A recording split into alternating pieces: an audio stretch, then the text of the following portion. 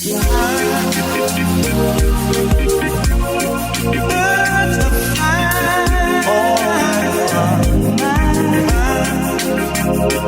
out. Yeah.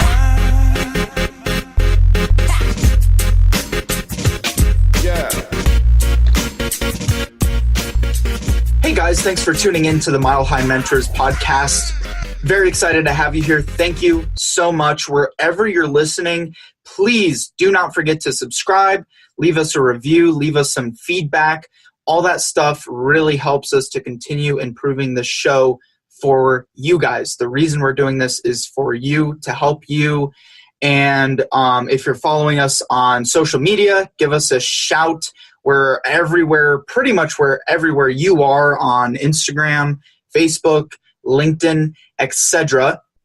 My name is Connor Doobie. I am your host each and every episode. I'm actually a local, native to Colorado, kind of like a unicorn now. I'm from Fort Collins, and I'm here to bring you insights, information, resources from all the top entrepreneurs, CEOs, thought leaders, executives in the state of Colorado. We have an incredible community here, and that's part of what I want to share with you guys with Mile High Mentors is the great resources that we have. A lot of people don't understand. We're connected up with some of the greatest organizations and leaders in the world. So again, thank you so much for tuning in.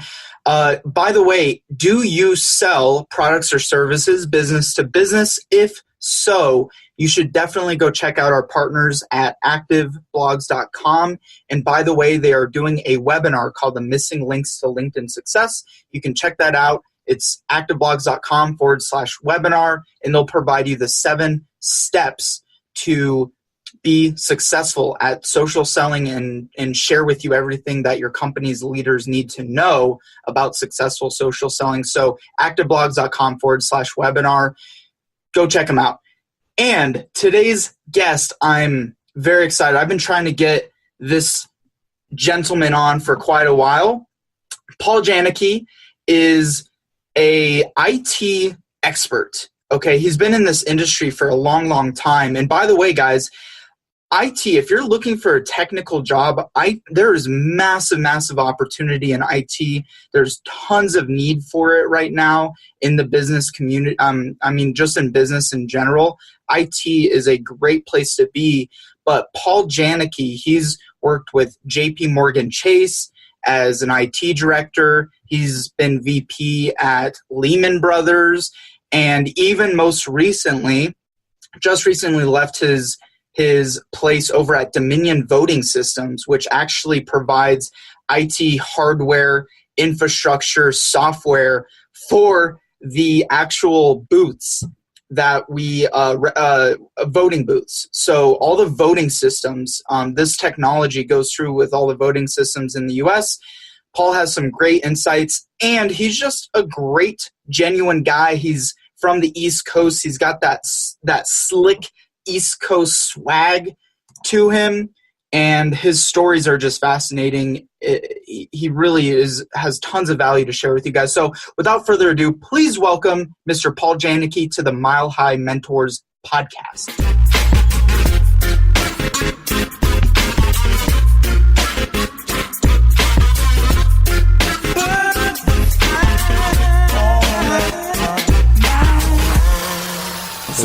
So back to where we were. You moved here 17 years ago from New York. Moved here 17 years ago from New York, yeah. From JP Morgan Chase. Went to work for Lehman Brothers. Yeah. And, been here ever since. It's a great place to live, awesome place to do business, living the dream. It's good. Life is good. And where in New York? Brooklyn. From originally? From Brooklyn. That's awesome. Yeah. So you're born and raised in Brooklyn? Born and raised in Brooklyn all my life. Now, were your parents entrepreneurs? No. They were, just average family, working hard, trying to, do better for their kids. And, give us a... By the way, just because we're recording now, you don't have to change your tone. I'm not. Okay. All right. I still think you should wear a jacket, though. Damn it. It's a millennial thing, I get it. I enjoy wearing a jacket, but it gets hot after a while, and I don't know. I'm for it, but sometimes I feel like it's too dry in some situations, getting too formal and... Don't put on a tuxedo. That's true. Yeah, you're right. Bow tie and everything. No, you're good. You're good. Yeah. Maybe you'll be the one to bring back the suit and tie for millennials. Oh, I got plenty. People watch I can make this a donation, episode. definitely. Yeah, maybe we want to Mile High Mentors. We want to bump your image up a little bit. That's true. Imagine if I was doing every episode in a suit and tie, though. You might get better ratings. More business, too. Probably. Could be. You're absolutely right. I actually agree with you in some sense. I think it's probably a lost art, looking like a dressed up gentleman. It's going to happen one day. Probably. Definitely. Maybe not. No, we might be reverting back. If you want, I'll take my tie off for you too. No, not at all. No, we don't need you stripping in the studio. So back to your family is not. You don't come from a family of entrepreneurs. How did you kind of fall into entrepreneurship? So many years ago, not many years ago, while working with the phone company, I just decided, I could do this for myself. So I started a small business and worked there for several years, sold it off, and started a second one, did the same thing. And then eventually, what we're doing today was my lifelong dream of hopefully retiring, but not really retiring, but doing it for myself, helping a lot of other companies really prosper from a lot of the knowledge base that we've had over the years. Especially startups, entrepreneurs. We deal with a lot of large companies as well as small companies as well. Yeah. Did you go to school in New York? College out there? Went to school in New York and went to Farmingdale, and then I finished up with Kaplan. It's a military university. Wow. So yeah. You got to. I kind of felt you were in the military for some reason. I don't know. It's the whole haircut, the suit, the tie. Could be, dude. It could be. So what was kind of your first step out of college into the workforce? The real world? Yeah, the real world. So they call it. It was actually I did it 360 when I was in the military. I got out. I worked in aviation, and a lot of the jobs were tight at the time. In the early '80s. So. My boss at the time's dad worked in the phone company, and that's how I started my career in IT. So I started at the very bottom, worked my ass off over time. Are you more of a technology, like a security? Oh, IT absolutely. Everything with technology. Yeah. Whether it's that was security, always your interest. Yes, even early it's on. always been. Between security, servers, virtualization, on and on and on. So I've really done a lot of exciting things over the years for a lot of large companies like JP Chase, Lehman Brothers, investment firms. It's just been a great ride, but it's also nice doing it for yourself and helping other people. Yeah, and JP was kind of your first leap into the large corporate world. Actually, or did you have kind of a bridge between them? Back in the day, it was New York Telephone, which then became 9X. Oh. And that became J.P. Morgan? No. So I left from there as I got educated. Yeah. And got dirty, working in the pits, working, in manholes and linemen and so forth. It's been a good ride. Very educational. Right.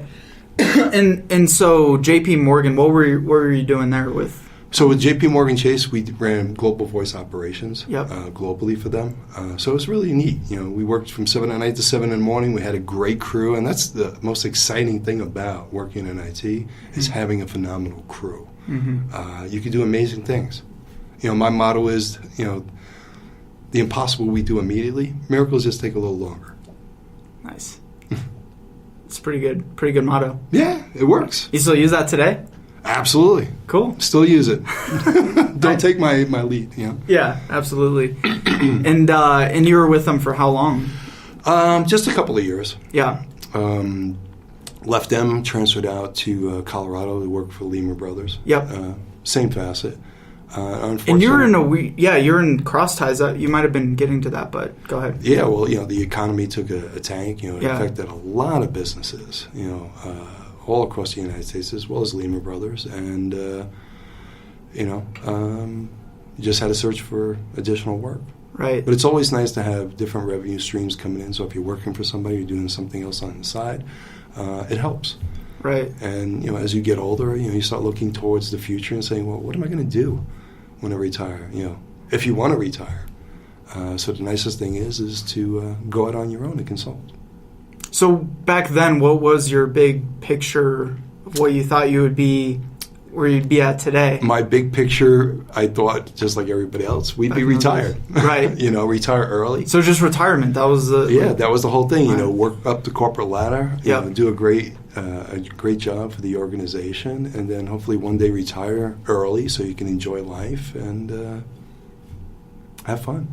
Yeah. So you came out here with Lehman Brothers, and you're for a couple years working remotely, or they have an office out here? No, they had an office off of Lincoln. Yeah. I think it's level 3 right now. Yeah. Yep. So, had a great corner office. Which is now CenturyLink. CenturyLink, that's right. So times have changed. Which was Time Warner before.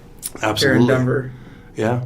Time Warner was across the street. Yep. And now they built out that whole campus. I think Kaiser Permanente is there as well. Right. The whole tech center area is crazy. It's interesting. And then you founded... Did you leave Lehman Brothers when you founded your company that you guys... No, I went to a couple of smaller companies like Nice Systems. They do a lot of voice recordings for banks and so forth. EMSC, which is now, I believe, MCare or Envision. Right. And then off to Dominion Voting Systems. And from there, I just decided it's time. Right. I think it's great. And you're a partner at Dominion, right? No. Okay, gotcha. IT, all the IT. Yeah, I was just right. I ran their global IT department. Right, which was interesting because when we first talked, I'm like, how are you not the most publicized man in the entire world, given the position? And this was actually literally right after the elections when you and I sat down and talked. Tell us a little bit about that and kind of what you were doing over there with those guys. Yeah, the election, the election business is a very interesting business. Dominion Voting, great company, awesome staff.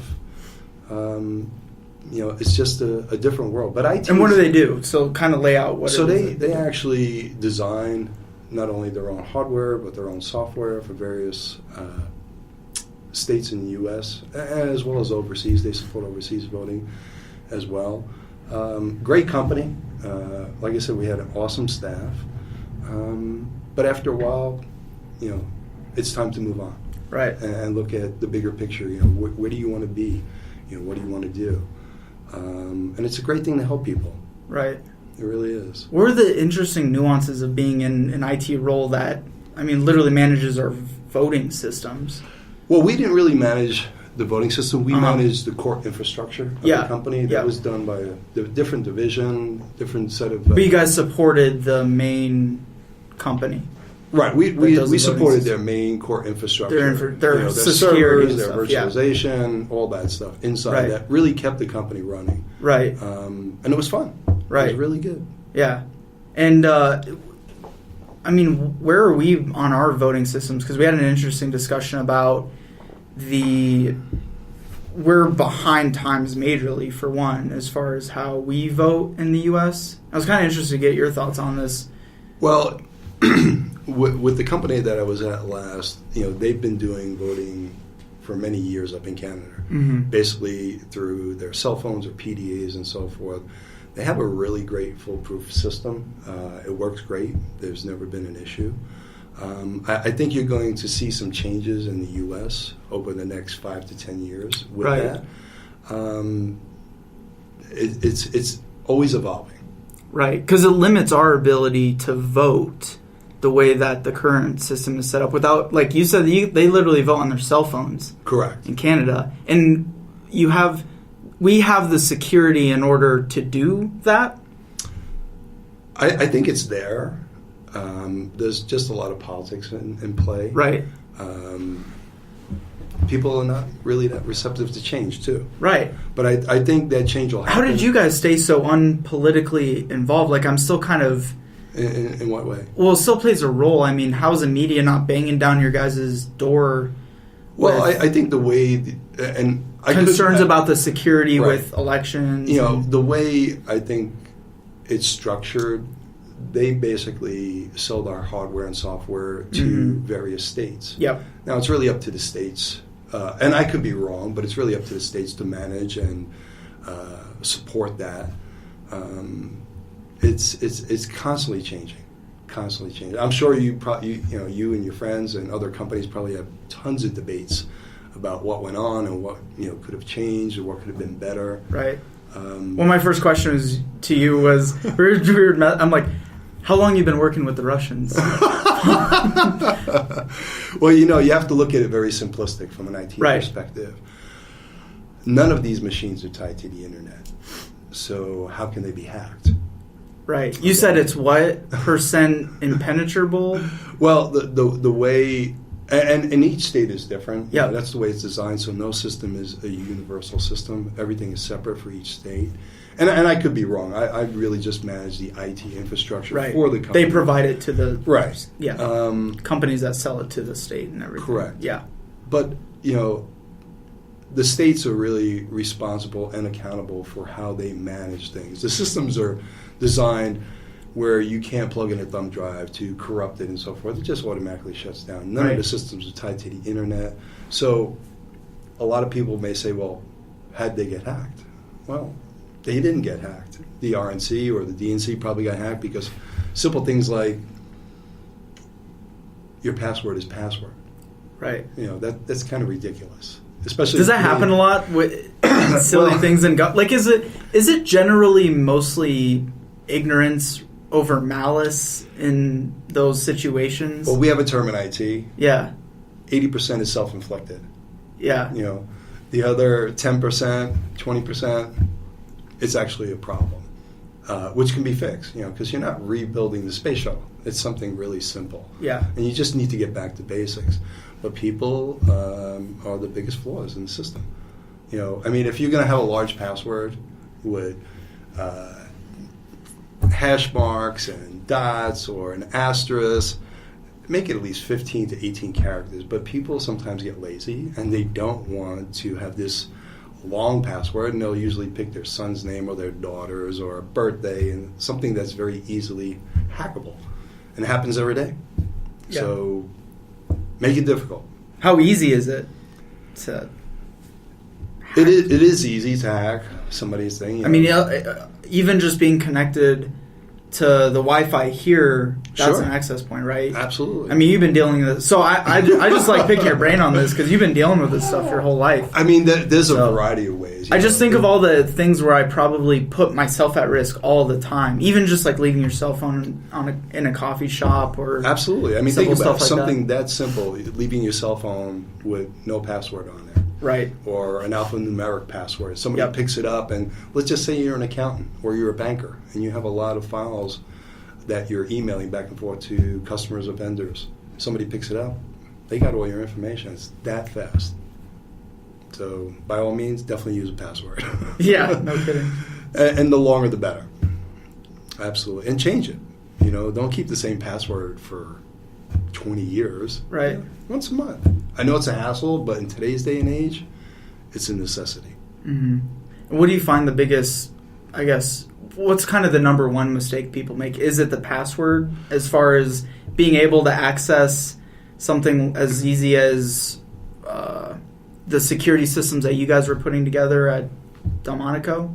Dominion. I don't know what it is. Yeah, we didn't get involved. That's more of the engineers and designers that get involved in the security aspect. We're really more concerned about the core infrastructure security. Right. People trying to hack in, getting into your network, brute force attacks on emails and so forth like What's that. a brute force attack? Where they'll actually send an email or they'll constantly bombard your web server. Yep. Or your email server. To get it to crash down? Or? Well, it just basically siphons through. It comes in as an email. Yep. Somebody opens it up and boom, you're hacked. Right. They'll either seize your hard drive, wipe out your hard drive. Yeah. Take your data, sell it. And it happens very easily. That's the number one concern anywhere in the United States today or in the world is being hacked. We have more devices. We have more connected devices. Well, obviously, as technology advances, we're susceptible to more things. Think about it. Years ago, we didn't have cell phones. Nobody worried about getting into a car accident because they were talking on the phone or texting. So as things evolve, there are the consequences that come with it too. Yeah. So what's the biggest thing that keeps you interested in the IT space? Well, the software is constantly changing. The hardware changes slowly over time. But the security end, or cybersecurity these days is more intense. There are new protocols coming out. There's new programs that are coming out that people use to hack, to scan. Years ago it was don't use your Bluetooth because people were scanning over highway overpasses and they could pick up your communications. It's gone way beyond that. Right. So that's really, it's a great career move for young people today, getting into cybersecurity. Not only that, but even forensics as well. What's the best way to get into that type of career? Go to school. Is it really school? Does it have to be school, though? Well, put it this way. There's a lot of people out there that are very tech savvy that could probably filter into it, but it definitely pays to go back to school, learn the basics, and advance on it. It's a great field for young people today. It really is. Right. Or yourself. Right. I'm not. No. I'm a sales and marketing dum-dum. I could not mess with anything. Well, you're doing a great job. I can't even sit there for that long and or play a video game for that long. I could not be doing that stuff. So I have respect for you. It's a lot of commitment. It is. Listen, it's a great to learn. It's a great career move for young people today. It's going to be around for a very, very long time, and it's just going to get more difficult. Right. But again, with the advances in technology, I'm optimistic. Right. In a very positive way. Right. So you left Dominion how long ago now? It's pretty recently, right? Just about a year. Yeah, and now you're in your own, in my own doing realm. your own thing. And what kind of companies are you working with and helping them? So we work with a variety of companies. What we do is we go in and we actually try to help them right-size their company from an IT perspective. Yep. It could be anywhere from hardware to software to virtualization. The biggest thing is the cloud. Even just going in and making sure that their staff has the right skill sets, make sure that they have the tools that they need to be successful in order to support their customers' needs.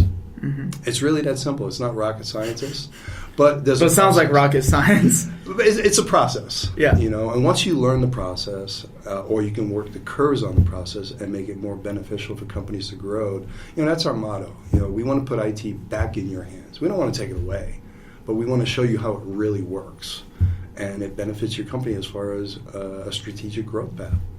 And why is IT important for growth IT is path? important for everything. Think about it. Sales, right? Yeah. Marketing. What are you using? You're using computers, right? You're using laptops. You're using PDAs. That stuff has to be secured. It has to be stored as far as data, and it goes on and on and on. And, the biggest thing that we try to help a lot of new companies, startups, is they have no clue. They have a great concept. They have a great product.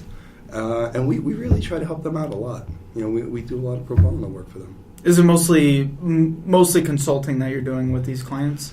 So basically, we'll go in and consult with them. Yep. We don't charge them unless they need our services. It could be a week's worth of consulting or just a couple of days, and we'll go in there and we'll do a baseline assessment for their organization, whether it's hardware, software, front end and back end systems, wherever they're having a problem. So we'll basically sit down and listen to them. Yeah. That's the easy part. Right. Listening to them and finding out where their difficulties are and try to support them in the best way we can. Gotcha. In your career, you've had an incredible career. I think you're really underplaying a lot of what you've done over the years. It's been interesting. I don't know if we're on camera or anything, but no, it's fine. You really are. And so, who are some of the people that were important as far as mentors and in your life that kind of helped kind of get you up to that next level? And you said climbing the corporate ladder. Were there people that helped you do that? Oh, absolutely. I think in any industry, you're going to find individuals that are going to go the extra yard. And what I've learned from a lot of my peers is to take that time. You may have a new guy that's just coming in the organization. Sit down with them, help them out. A lot of people, they're afraid to lose their job or it's job security. If anything, you're going to help yourself. Work with the new guys that come in. Educate them, teach them the right way. 90% of the stuff that they're going to experience is hands-on. It's great to go to school, great to get a degree. You're going to get the basics, but you're going to learn most of your stuff on site, trial and error. Right. And that's a good thing because you're going to remember not to make that mistake again. Absolutely. Yeah. So for you, like, who were some mentors of yours that? I had a lot of mentors over the years. Some really great guys. They were smart, but they took the time to teach you. Right. They took the time to educate you on the do's and don'ts. The corporate aspect of it, you have to learn by yourself, But it's nice to have somebody, hold your hand and say, hey, these are the proper protocols that are in place. They're going to help you. They're going to safeguard you. They're going to help really put you in a right place to help the company grow. Mm-hmm. So it's a good thing. Mm-hmm. Were there specific people, or? Actually, there were two. One was a gentleman by the name of Phil Rankin. He was a EVP at Lehman Brothers. Great guy, really smart. Took the time to show me the ropes, basically. And in that environment, being a high-level executive, it was just nice to have somebody to support you. Right. And steer you in the right direction. Right, yeah. Or keep you out of the dark. One or the other. Yeah. And besides wearing a suit, what's your biggest piece of advice for young people that are now entering the corporate workforce? Well, there's nothing wrong with wearing a suit. No, nothing wrong with it. Besides wearing a suit, because I already knew you were going to say it. Trust me. As soon as I walk in the door, I put on holey jeans and a ripped T-shirt. Yeah. I'm comfortable. And you're making salmon? And I'm making salmon. There you go. Listen, at my age, you got to try to stay in shape. It is nice when you're dealing with customers to present that corporate image, depending on how large your company is. A lot of financial firms, investment banks, and so forth. That's the norm, because you're presenting your company. Years ago, even when we traveled for business, we would get dressed up because even when you're traveling, you're promoting your company, you're promoting your business. So it's not so bad. Years ago, we would have Dressed Down Friday, where today Dressed Down Friday is every day. So it just depends on the type of business you're in. I mean, trust me, I would love to go into work with shorts and sneakers every day. Cut down on my dry cleaning bills. Right, I'm sure. Or ripped shirts or ripped pants, or maybe getting too heavy. Right. And having to get new clothes. But. Well, and this is interesting too. Is you've been somewhat of an entrepreneur in the companies you've worked with over the years, and now you actually have 100% your own business. So there's a nuance where I feel like more people, young people now, who attempt entrepreneurship, and they could actually create a really successful career working in an organization. So in anything. Right. I mean, what's the worst thing that'll happen? You fail, you pick yourself up, and you do it again. Right. But at least now you have some knowledge of what happened, what went wrong, what not to do. You have to take a chance. That's all it is. Just take a chance. Just take a chance. There's a lot of people out there with great ideas, awesome concepts for businesses, but either they don't have the financial backing or they're just afraid. Take that chance. I know people that wind up having tuna fish for dinner for a month just to suffice and put all their eggs in one basket for their business, and they were successful. Right. And there's also guys that have failed and they pick themselves up and they tried over and over again until they were successful. Right. So it's all about the individual. Yeah. It really does come down to the individual. And look at yourself. Right. How long have you been doing this? This year? About a year now. Yeah. But it's paid off for you. You've got a great following. Yeah, we're in the early stages. I love the climb of it, but it's not for everyone. I guess my point is you can have an entrepreneurial type life as a corporate executive compared to going out and starting your own business, right? This is true. I mean, now you're starting to see the nuances of owning own company versus being like a part of a massive team over the years. Well, I think it prepares you. Mm-hmm. When you work for a large company or even a mid-sized company, you want the company to grow, so you're going to put that 110% in. Mm-hmm. And when you work for yourself, you're going to put in 150%. You're going to work even harder. Right. So you get that backbone, that back end look-see as far as how a company should really work, and you look at all the trials and tribulations. A lot of companies do very well. A lot of people learn from companies' mistakes, and hopefully they could turn that in a positive way and use it for their benefit when they start their own company. So you going back to the beginning of your career, in hindsight, would you have started your own business earlier on? No, I wouldn't change anything. Really? I definitely wouldn't, because I've learned so much over the years. I've met some amazing people that have mentored me, showed me the ropes.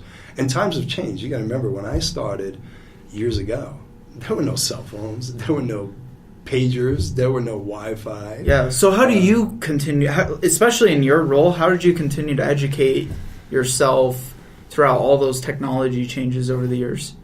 It just takes time. You actually have to get involved. A new product comes out, you have to research it, understand how it's used, how you can incorporate it in today's world as far as technology and business and sales, engineering. It just goes on and on and on. You have to really put a lot of effort into it, but it pays off over time. Right. It really does. Right. In what way? Well, here's a good example. Not knowing anything about IT and then working through the years and educating yourself, climbing the corporate ladder, and then eventually one day doing it for yourself and understanding the trials and tribulations that a lot of large organizations have experienced, and knowing that curve, you have an advantage. Definitely a big advantage. Yeah. And what were some of the biggest challenges that you had faced over those years? Oh, the biggest challenges. There's a lot. Driving to work? No, I'm not kidding. In New York? No. Yeah. Shit. That's for sure. I think although Denver's starting to look the same way now. It is. When I first moved here 17 years ago, there was no traffic. Now, coming downtown, unless you're on the road at 6 in the morning, it's going to take you an hour or two. Right. Some of the challenges. Is Amazon actually going to come here?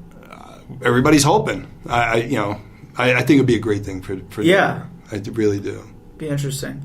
Yeah, you may get a job. Yeah, maybe.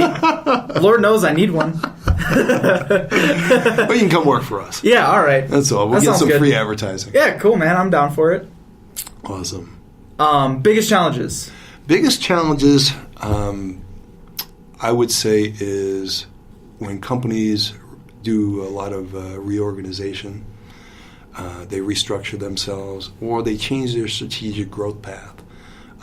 Because that impacts a lot of people. If there's not an alignment between, let's just say, between IT and the business, there could be a lot of bumps in the road.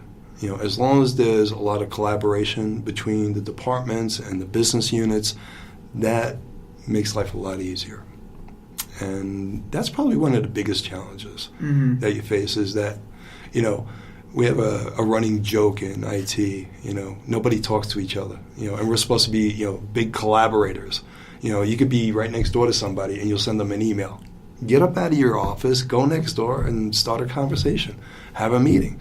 And people are so tied to sending text messages or emails. Right. They forgot the concept of sitting down and actually having a conversation and debating about a problem. Right. Let me write you a memo, or let me write an article about what's wrong with what we're doing today.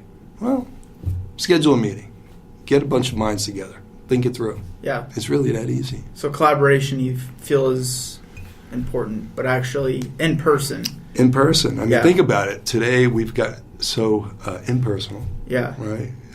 You send somebody a text. Right. You order pizza online. You don't even speak to the guy who's getting it. Right. Right. You kind of lose those social skills. Where people are just texting, boom, they're done, and they move on. You feel like we're there? We're really starting to lose social skills? Oh, yeah, absolutely. I mean, think about it. How many people today really write a letter? It's been a while. It's been a while. Yeah. Right? But that would probably be an effective business move. Exactly. Because I saw it's like a meme now where you'd be so excited 10 years ago to get an email, right? Yeah. It'd be the best thing in the world. Exactly. Now it's like you'd be so excited to get a physical letter piece of paper. or a piece of paper, right? And that happens today a lot. Yeah. Companies will actually... I'm going to start doing that more often. Companies will send you an acknowledgement letter saying, hey, thanks for attending. We really appreciate your support, opposed to just sending an email. Right. It's so personal. It makes you feel that you're a part of that organization. Mm-hmm. So they personalize it. I mean, think about it. You get friends that send you texts, you don't even know who they are. They don't even put a name on it. Right. It's like, hey, are you meeting us for dinner? It's like, who is this? Yeah. So, but it's all good. I think the advancements are good as long as you put it in perspective and you use the tools properly. Right. Get out there, talk to people. Yeah, I know. I hope that this podcast I can get more people.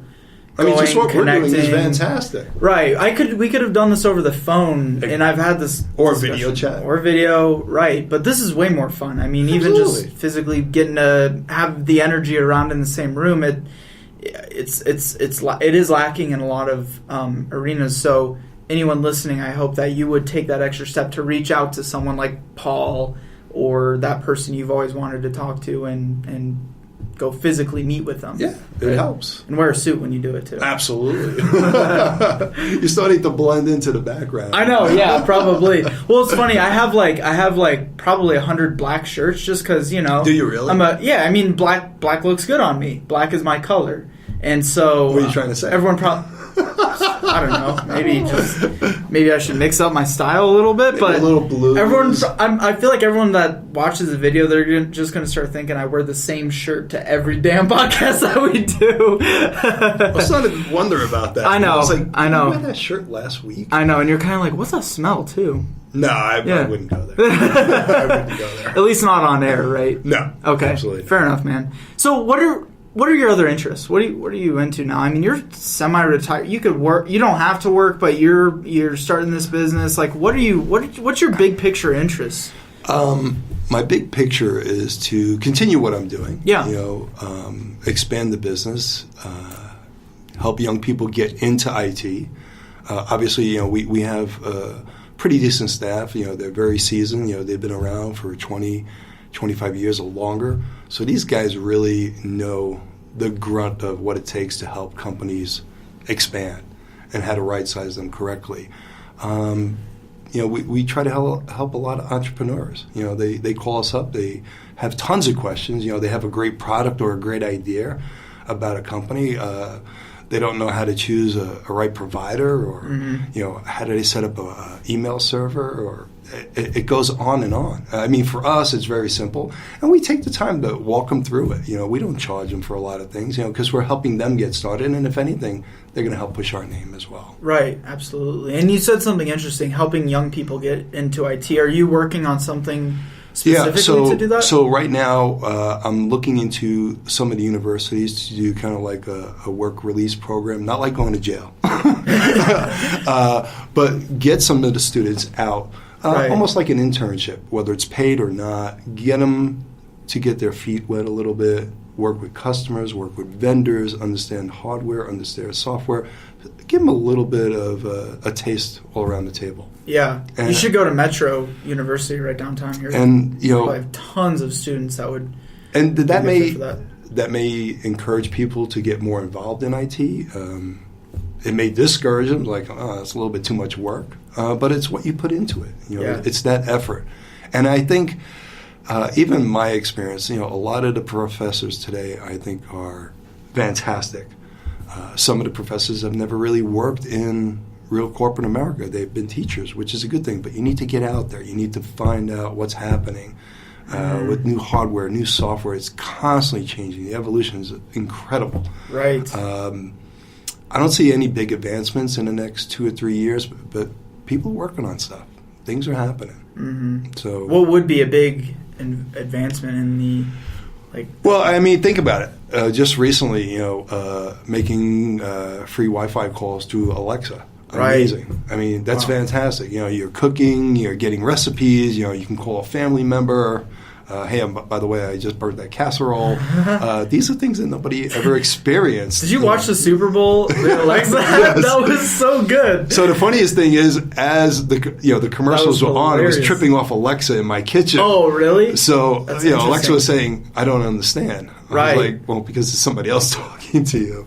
And someone who's been in the security space, I'm surprised you have a listening device. And I'm like such a skeptic. I always keep my video camera full covered. I don't know. I mean, the FISA memo just came out and all that. So everything, microphones is all covered all the time. So, I mean, there's a lot of ways to turn these devices or applications off. Yeah. I would definitely. But can't Alexa and Google Voice, all those apps, they can actively pop on and listen to you at any point in time?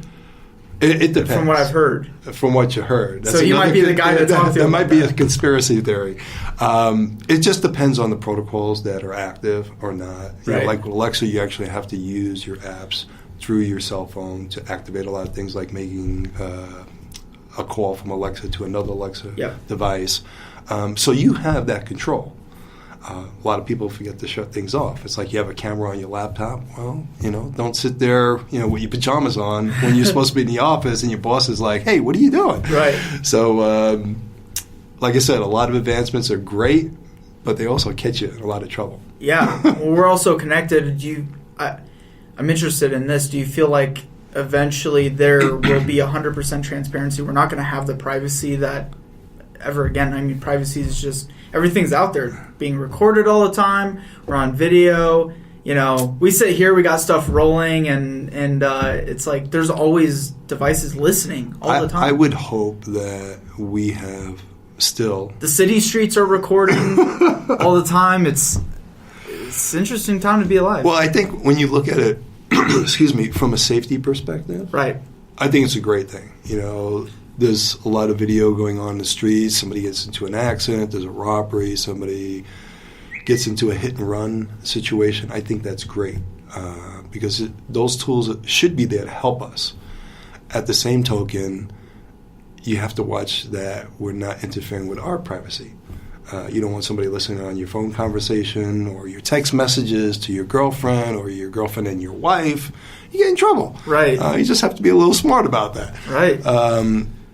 I just hope that our government knows when to use it, when not to use it, and using it for the right purposes. That's a very interesting thing. Because I agree ultimately, crime rate, we're more safe ultimately, but it's almost going to... It could be 10, 15, 20 years down the road. I almost feel like we're going to get to the point where there is no privacy.